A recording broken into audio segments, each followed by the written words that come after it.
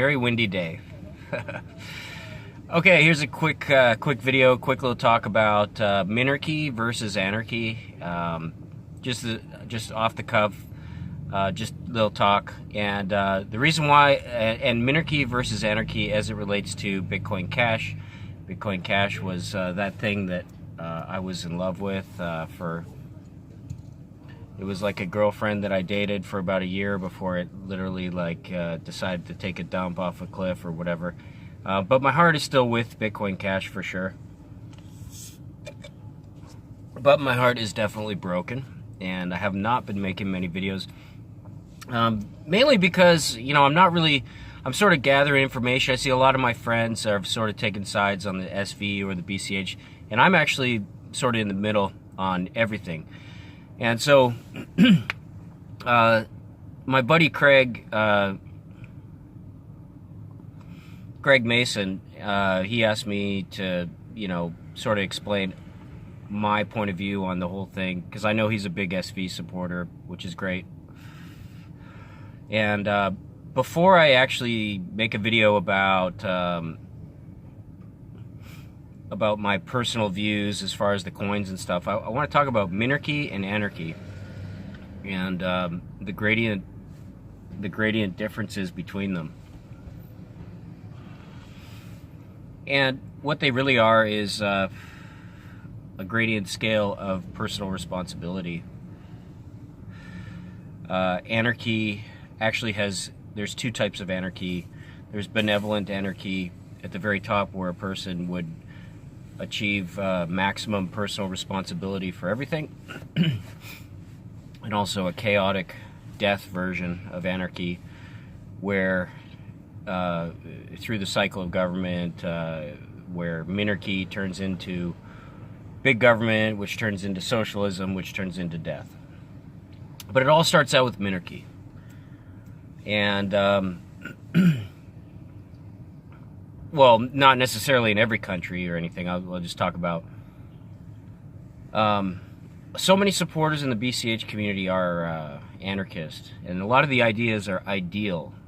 That means they work in the mind, and they're very noble, and they assume that everyone is going to, if everyone lived that way, then we could all get along by ruling ourselves. Anarchy means the word no ruler, but actually the real concept of it is self-government, self-ruling. So benevolent anarchy is actually self-governed. It doesn't mean that there's no one in charge. It means that you're in charge of your own actions, and you're willing to take full responsibility for that, which I think is great.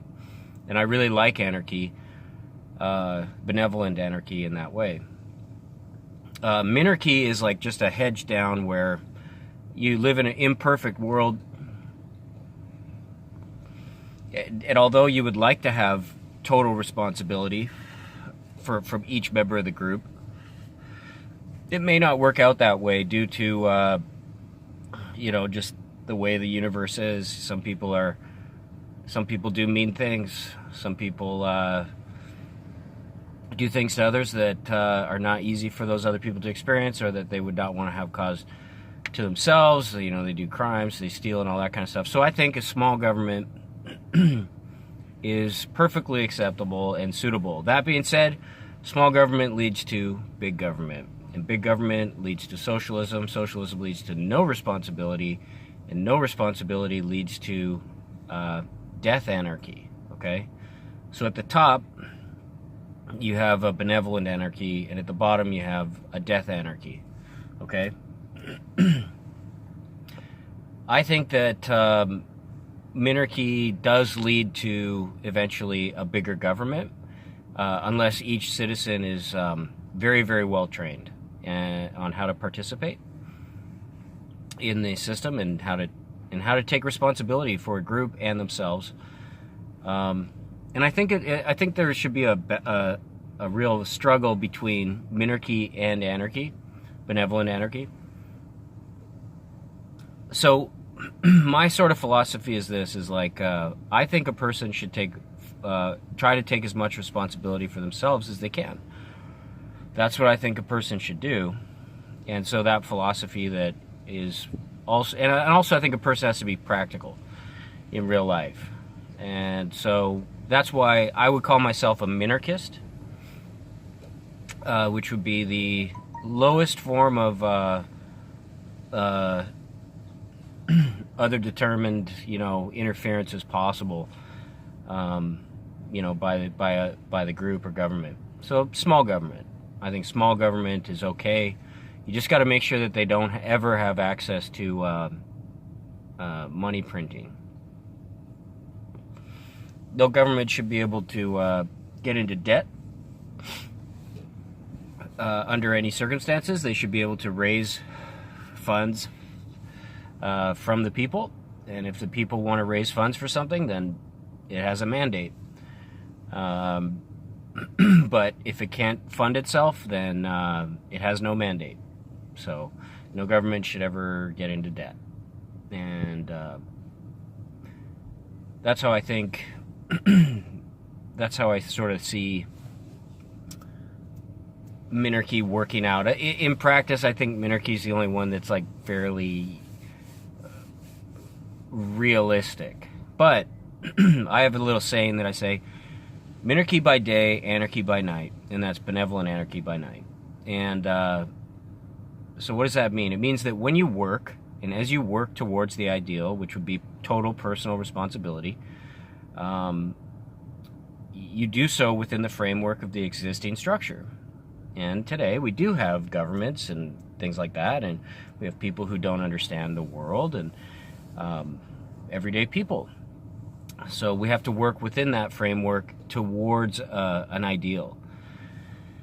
And so in the daytime, when you're doing your job, you should be a good minarchist. And then maybe in the future, one day, all of our children and us, we can all take full personal responsibility for ourselves, and one day achieve a benevolent anarchy. But even in that, in my concept of that, I think it's okay for people to form groups, and I think it's okay for formal groups to be formed, as long as